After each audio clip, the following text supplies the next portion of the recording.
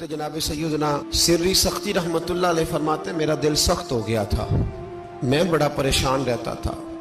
حضرت معروف کرخی رحمت اللہ علیہ کی بارگاہ میں کئی دفعہ عرض کی، میں نے کہا بابا میں اس کا کیا کروں، یہ سخت ہو گیا، مہینوں ہو گئے یہ اللہ کے خوف میں نہیں رویا، سالوں بیت گئے حضور کی نعت سن کے نہیں رویا، اب تو کتنا وقت گزر گیا ہے، اسے مدینے جانے کے لیے بھی رونا نہیں آتا، حضور یہ سخت ہو گیا ہے، کوئی رحمت کی نظر ہو، خشکی سی آ گئی ہے، عجیب سی میل چڑھ گئی ہے۔ فرماتے کئی دفعہ میں نے خواہش کا اظہار کیا، ایک دن نا عید کا دن تھا تو حضرت معروف کرخی نے ایک چھوٹا سا بچہ انگلی کے ساتھ لگایا ہوا تھا، تو حضرت آ رہے تھے تو میں نے کہا حضور آپ کدھر سے آ رہے ہیں، یہ بچہ کون ہے؟ فرمانے لگے یتیم ہے۔ سارے بچے عید والے دن اخروٹ کے ساتھ کھیل رہے تھے، بیچارے کے پاس اخروٹ کوئی نہیں، تو حضور آپ کیا کریں گے؟ تو حضرت معروف کرخی کہنے لگے پیسے تو میرے پاس بھی کوئی نہیں اخروٹ خرید کے دینے کے، میں یہاں سے کھجوروں کی گٹھلیاں چنوں گا، وہ گٹھلیاں بازار میں بک جاتی ہیں، میں یہ گلیوں سے گٹھلیاں چنوں گا اور چن کے میں کہیں بیچوں گا، اور جب میں انہیں بیچوں گا تو پھر یتیم کے لیے 2-4 اخروٹ خریدنے کے قابل ہوں گا، پھر میں اسے اخروٹ خرید کے دوں گا۔ پتہ نہیں کہاں کی بات سنا رہا ہوں میں آپ کو، اور پتہ نہیں کہاں کا ذکر کر رہے ہیں بابا جی۔ بچہ یتیم ہے، بچے اخروٹ سے کھیل رہے تھے، اس کے پاس اخروٹ کوئی نہیں۔ بابا آج کا پیر تو معرفت کی بات کرتا ہے، تو یتیم کے لیے گٹھلیاں چننے چلا ہے۔ آج کا پیر تو کہتا ہے میں اسی والے کمرے میں بیٹھ کے تمہیں بڑا عرش کے اعلیٰ کی بات بتاؤں گا، یتیم کے لیے گٹھلیاں چننا، مدرسے کے طلباء کی نوکری کرنا، یتیموں کا، غریبوں کا، ان مجبوروں کا خیال کرنا، یہ تو رواج ہی نہیں ہے آج کا۔ بابا تو کیا کہانی سنا رہا ہے؟ تو حضرت معروف کرخی کہنے لگے گٹھلیاں چنوں گا، پھر انہیں بیچوں گا، پھر جب کچھ پیسے ملیں گے نا تو میں اسے اخروٹ خرید کے دوں گا، اور فرمانے لگے جب یہ اخروٹ سے کھیل کر ہنسے گا نا تو اللہ میرے دل کو سکون عطا فرمائے گا۔ میں گٹھلیاں چننے جا رہا ہوں، میں مزدوری کرنے، تیری تلاش میں پھرا میں جنگل، پہاڑ اور دشت میں۔ تو حضرت سری سختی فرماتے ہیں میرے گھر میں پیسے تھے، میں نے کہا حضور اگر یہ نوکری مجھے مل جائے تو میں غلام جو ہوا، اگر مجھے دے دے یہ نوکری تو میں نہ کر لوں؟ فرمانے لگے تو کر لے۔ فرماتے میں اس یتیم کو پہلے گھر لے گیا، وہاں سے میں نے پیسے لیے، پھر بازار لے گیا، کپڑے خریدے، اس کے لیے ٹوپی خریدی، پھر میں نے اسے 2 کھجوریں کھلائیں، پھر اخروٹ خرید کے دیے۔ حضرت سیدنا معروف کرخی کہتے ہیں اس کو میں نے چیزیں دے کے نا، وہ بچہ تھا، بچے ہی ہوتے ہیں، میں نے جب اسے اخروٹ دیے تو وہ دوڑنے لگا، میں بھی ہلکا ہلکا پیچھے چلنے لگا۔ فرماتے ہیں وہ جا کے بچوں کے گروہ میں مل گیا، وہاں درجنوں 20 بچے کھیل رہے تھے، وہ مل گیا، وہ کھیلتا رہا۔ آپ فرماتے ہیں لوگوں اس دن میرے رب نے میرے دل کو اپنے قرب کی لذت بھی عطا کی، اور میرا دل تھا میرے سینے پر ساری رات، تھا میرے سینے میں میرا دل، پر ساری رات میرے نبی کے قدموں کا طواف کرتا رہا ہے۔ اب نہ لگ گیا ہے، پاک ہوئے تے پاک بھی ملدا ہے، اے بنا پاکوں پاک نہیں ملدا۔ سادے وجود نو تون دے نالوں اکو تولا ٹکڑا دل دا، دل لگا کے، دل لگ جائے تو پھر وہ لگ جاتا ہے۔ آپ یقین کریں لگتا ہے تو مزہ دیتا ہے، اور جب تک لگتا نہیں پھر کوئی بھی کیف سرور حاصل۔ امام زین العابدین رضی اللہ تعالیٰ عنہ مولا علی شیر خدا کے پوتے، امام حسین کے صاحبزادے،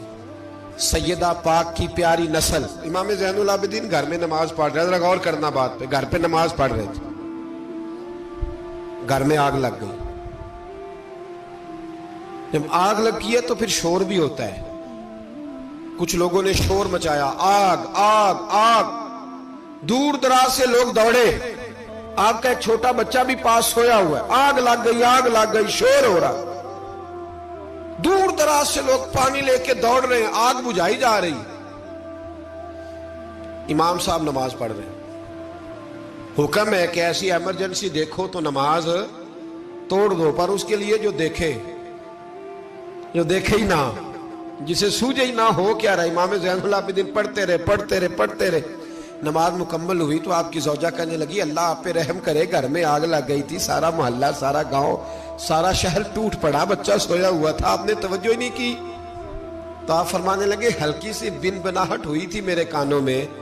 پر میں اللہ کی نماز پڑھ رہا تھا، پر میں اپنے رب کی، میں اس کی نماز پڑھ رہا تھا، تیرے عشق کی انتہا چاہتا، تیرے عشق کی انتہا چاہتا، تیرے عشق کی انتہا چاہتا، میری سادگی دیکھ کیا چاہتا ہوں، ذرا سا تو دل ہے مگر شوخ اتنا، وہی لن ترانی سنا چاہتا ہوں، مجھے کیا خبر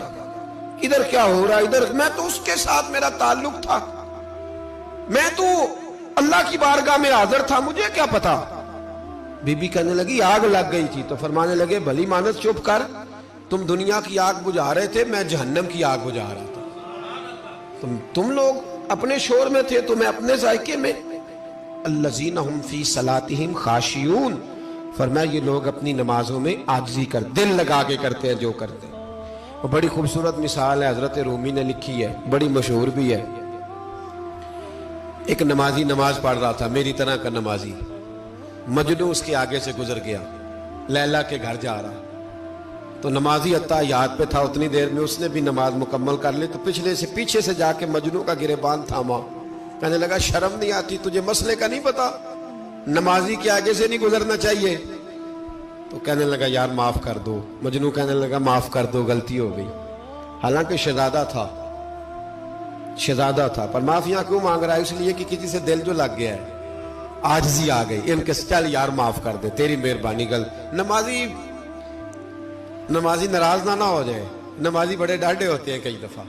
بڑے سخت ہوتے ہیں، نمازی تھا بڑا پکا، تو وہ